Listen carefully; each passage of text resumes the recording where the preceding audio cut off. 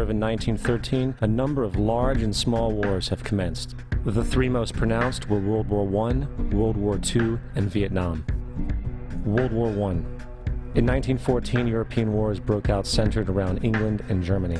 The American public wanted nothing to do with the war. In turn, President Woodrow Wilson publicly declared neutrality. However, under the surface, the U.S. administration was looking for any excuse it could find to enter it.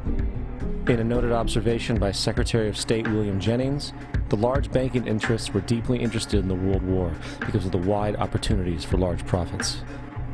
It's important to understand that the most lucrative thing that can happen for the international bankers is war, for it forces the country to borrow even more money from the Federal Reserve Bank at interest. Woodrow Wilson's top advisor and mentor was Colonel Edward House, a man with intimate connections with the international bankers who wanted in the war. In a documented conversation between Colonel House, Wilson's advisor, and Sir Edward Grey, the Foreign Secretary of England, regarding how to get America into the war, Grey inquired, "What will Americans do if Germans sink an ocean liner with American passengers on board?" House responded, "I believe that a flame of indignation would sweep the United States, and that by itself would be sufficient to carry us into war." So, on May 7, 1915, on essentially the suggestion of Sir Edward Grey, a ship called the Lusitania was deliberately sent into German-controlled waters where German military vessels were known to be. And, as expected, German U-boats torpedoed the ship, exploding stored ammunition, killing 1,200 people. To further understand the deliberate nature of this setup, the German embassy actually put advertisements in the New York Times telling people that if they boarded the Lusitania, they did so at their own risk, as such a ship sailing from America to England through the war zone would be liable to destruction.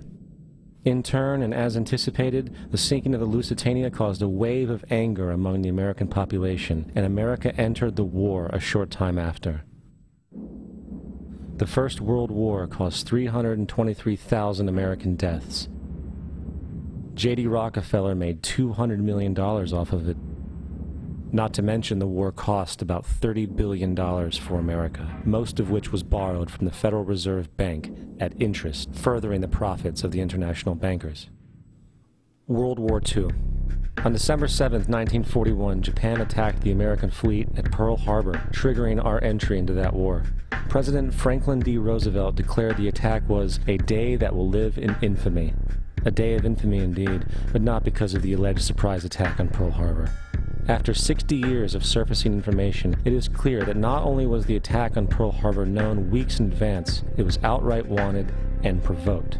Roosevelt, whose family had been New York bankers since the 18th century, whose uncle Frederick was on the original Federal Reserve Board, was very sympathetic to the interests of the international bankers, and the interest was to enter the war, as we've seen, nothing is more profitable for international bankers than war. In a journal entry by Roosevelt's Secretary of War Henry Stimson, dated November 25, 1941, he documented a conversation he had with Roosevelt. The question was, how should we maneuver them into firing the first shot? It was desirable to make sure the Japanese be the ones to do this, so that there should remain no doubt as to who were the aggressors.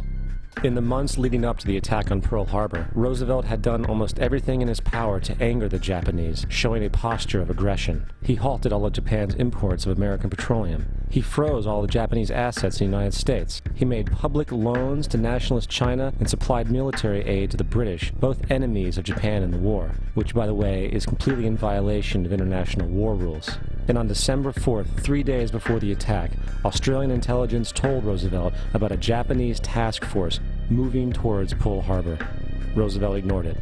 So, as hoped and allowed, on December 7, 1941, Japan attacked Pearl Harbor, killing 2,400 soldiers.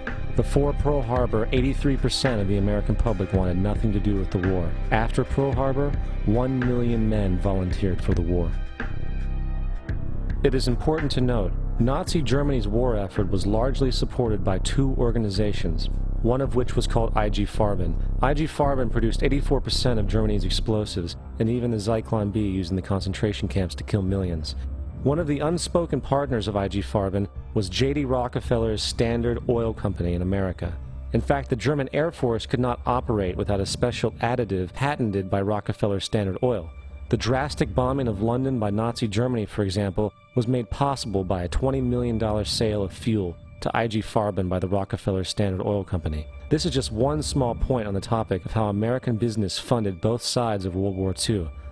One other treasonous organization worth mentioning is the Union Banking Corporation of New York City.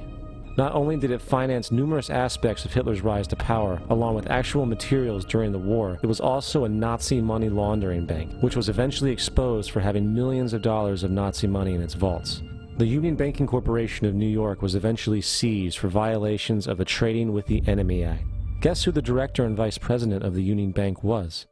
Prescott Bush, our current president's grandfather, and of course our former president's father. Keep that in mind when considering the moral and political dispositions of the Bush family. Vietnam. The United States' official declaration of war on North Vietnam in 1964 came after an alleged incident involving 2 U.S. destroyers being attacked by North Vietnamese PT boats in the Gulf of Tonkin. This was known as the Gulf of Tonkin incident.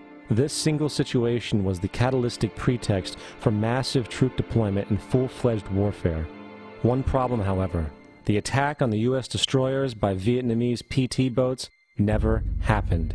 It was a completely staged event to have an excuse to enter the war.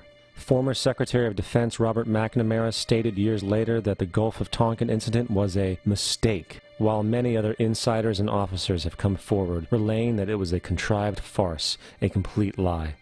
Once in the war, it was business as usual. In October 1966, President Lyndon Johnson lifted trading restrictions on the Soviet bloc, knowing full well that the Soviets were providing upwards of 80% of North Vietnam's war supplies.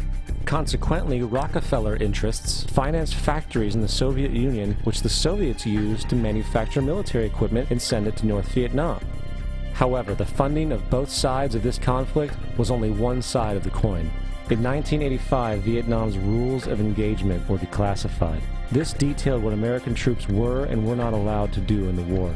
It included absurdities like North Vietnamese anti-aircraft missile systems could not be bombed until they were known to be fully operational. No enemy could be pursued once they crossed the border of Laos or Cambodia. And most revealing of all, the most critical strategic targets were not allowed to be attacked unless initiated by high military officials.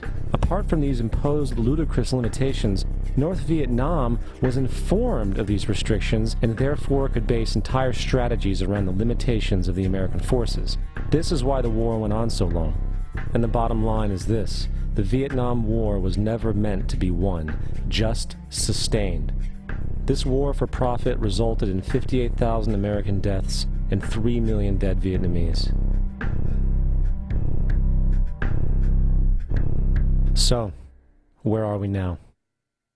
September 11th was the jumpstart for what is now an accelerated agenda by the ruthless elite. It was a staged war pretext no different than the sinking of the Lusitania, the provoking of Pearl Harbor, and the Gulf of Tonkin lie. In fact, if 9/11 wasn't a planned war pretext, it would be an exception to the rule. It has been used to launch 2 unprovoked illegal wars, one against Iraq and one against Afghanistan. However, 9/11 was a pretext for another war as well, the war against you. The Patriot Act, Homeland Security, the Military Tribunals Act, and other legislations are all completely and entirely designed to destroy your civil liberties and limit your ability to fight back against what is coming.